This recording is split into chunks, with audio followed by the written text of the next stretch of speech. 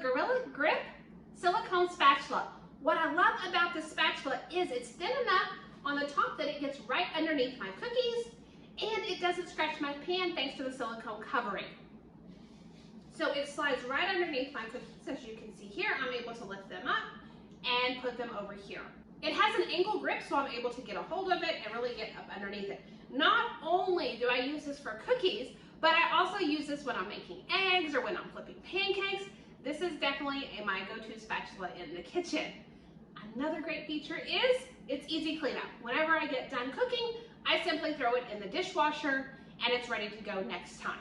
Having the silicone spatula, it protects my non-stick pan, so I don't have to worry about it scraping my pans when I am cooking or getting my cookies off the sheet. Whenever I'm done, I can just simply throw it in the dishwasher, so it makes for easy cleanup, which I am all about. So I hope you found the review helpful.